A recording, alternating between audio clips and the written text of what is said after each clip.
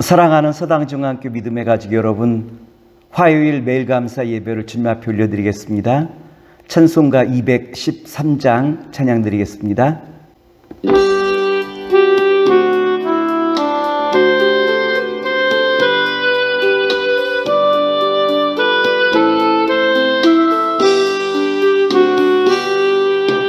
나의 생명 드리니 주여 받아 주소서. 세상 살아갈 동안 찬송하기 하소서. 오늘의 성경 말씀 마태복음 24장 22절의 말씀입니다. 그 날들을 감하지 아니하면 모든 육체가 구원을 얻지 못할 것이나 그러나 택하신 자들 위하여 그 날을 감하시리라. 오늘은 마태복음 24장 15절로부터 22절의 말씀을 가지고 세상 끝의 징조라라고 한 말씀의 제목으로 말씀을 함께 나눠보고자 합니다. 오늘 말씀은 마태복음 24장 1절로부터 14절에 나와 있는 말씀의 연장선에 있는 말씀이에요. 어제 우리가 말씀을 나눴던 것처럼 마지막 종말의 때 주님께서 제자들에게 당부하신 말씀이 있다면 사람의 미혹을 받지 않도록 주의하여 깨어있으라라고 말씀하셨죠. 그리고 두려워하지 말라라고 말씀하시며 마지막으로 어려움 속에서도 인내하며 믿음의 경주를 다 살아가라라고 우리에게 가르쳐 주신 말씀이 어제 본문의 말씀 아니었습니까? 오늘은 우리가 종말의 때 어떻게 구체적으로 삶을 살아갈 것인가라고 하는 말씀이 오늘 본문의 말씀이에요. 먼저 주님은 멸망에 가증한 것이 보이면 산으로 도망가라라고 우리에게 말씀하셨죠. 마태복음 24장 15절 16절 말씀입니다. 그러므로 너희가 선지자 다니엘이 말한 바 멸망에 가증한 것이 거룩한 곳에 선 것을 보거든 읽는 자는 깨달을진저 그때 유대에 있는 자들은 산으로 도망할지어다. 예수님께서는 종말에 대한 교훈의 말씀을 주시면서 다니엘서의 말씀을 우리에게 인용하여 소개해 주고 있죠. 다니엘서에 나와 있는 말씀은 어떠한 말씀이냐면 기원전 168년경 시리아의 안티오코스 에피파네스라라고 하는 왕이 있었어요. 이 안티파네스라라고 하는 왕은 예루살렘을 점령하고 돼지 피를 뿌린 왕이 바로 이 왕 아니겠습니까? 그리고 또 후에 있을 주 70년 유대 전쟁 때 로마의 장군 티투스라라고 하는 장군이 와서 예루살렘을 점령한 적이 있었죠.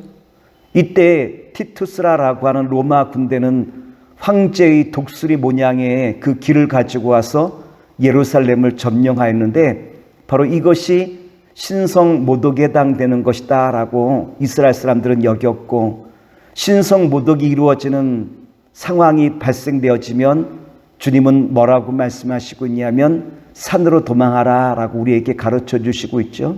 여기서 예수님께서 말씀하신 산이란 무엇을 의미할까요? 예루살렘 산에는 성전이 있죠. 다시 말해서 종말의 때가 가까우면 가까울수록 무엇을 중심으로 살아가느냐로 말하면 교회를 중심으로 살아가라 라고 주님께서 우리에게 가르쳐 주시고 있어요. 왜냐하면 교회는 음부의 권세가 이길 수 없는 것이 교회이기 때문 아니겠습니까? 마태복음 16장 18절 말씀입니다. 또 내가 내게 이르노니 너는 베드로라. 내가 이 반석 위에 내 교회를 세우리니 음부의 권세가 이기지 못하리라. 이어서 예수님께서 우리에게 말씀하시기를 멸망의 신호가 임박함을 알리면 기도하는 자리로 나아가라 라고 우리에게 가르쳐 주시고 있죠. 마태복음 24장 17절 말씀입니다. 지붕 위에 있는 자는 집 안에 있는 물건을 가지러 내려가지 말며, 지붕은 어떠한 곳입니까? 기도하는 곳이죠. 우리가 잘 알고 있는 것처럼 고넬료가 베드로를 청했을 때 베드로가 어디 있었느냐로 말하면 지붕에서 기도하고 있었죠. 사도행전 10장 9절 말씀입니다. 이튿날 그들이 길을 가다가 그 성에 가까이 갔을 때 베드로가 기도하려고 지붕에 올라가니 그 시각은 제 6시더라.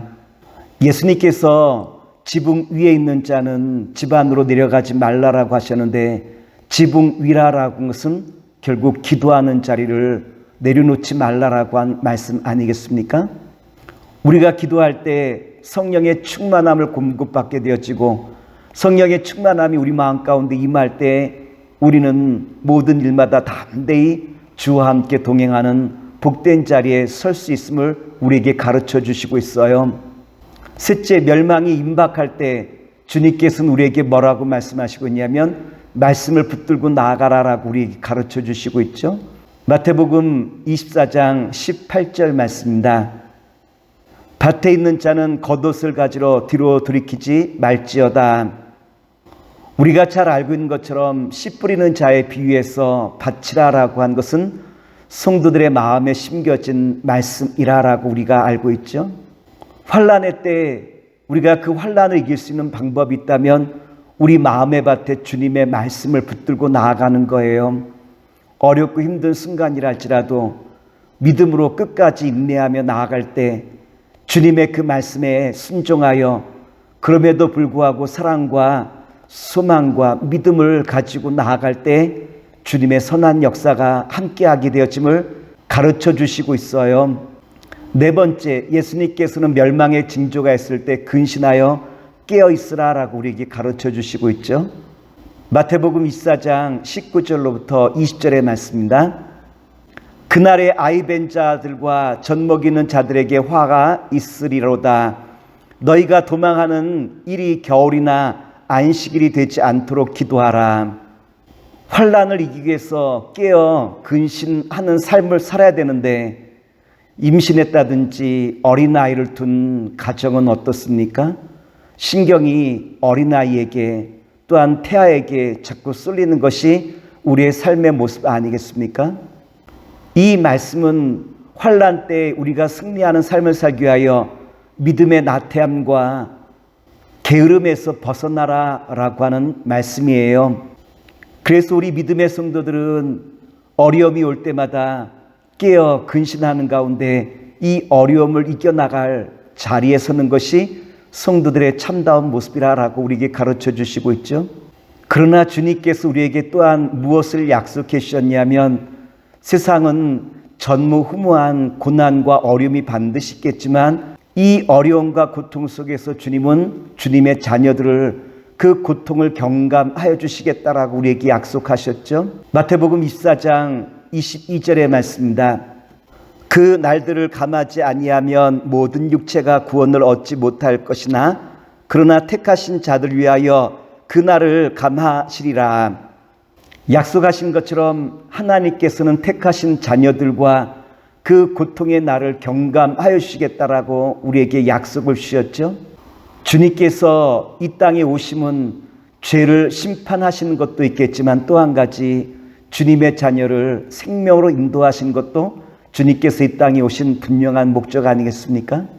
사랑하는 믿음의 성도 여러분, 오늘 주님께서 우리에게 주시는 말씀이 있다면 멸망에 가증한 때가 점점 가까이 오면 가까이 올수록 우리 믿음의 성도들은 어떻게 살아가느냐로 말하면 산을 바라보며, 다시 말해서 교회를 중심으로 지붕에서 내려오지 않으며 기도 생활 가운데 성령의 충만함을 날마다 공급받으며 밭에서 집으로 돌아가지 않는다라는 것은 우리의 마음의 밭에 말씀으로 날마다 채워나가는 삶을 통하여 깨어 근신하며 주님을 의지하고 바라보는 삶을 통하여 우리가 말세에 승리하는 삶이 여기 있다라고 하는 것을 예수님께서 우리에게 가르쳐 주시고 있어요. 오늘 말씀을 통하여 다시 한번 사랑하는 믿음의 성도 여러분, 교회와 또한 말씀과 기도와 깨어 근신하는 믿음의 성도가 되어서 주님 앞에 잘했다 칭찬받는 주님의 복된 자녀와 백성 되시기를 다시 한번 기도하겠습니다. 기도합니다. 사랑의 주님, 오늘 주신 말씀을 의지하여 늘 교회를 중심으로 기도와 말씀과 깨어 근신하는 삶을 통하여 주와 함께 늘 동행하는 주의 복된 자녀와 백성 될 수 있도록 주여 지켜 주시옵소서. 예수님의 이름으로 기도합나이다. 아멘.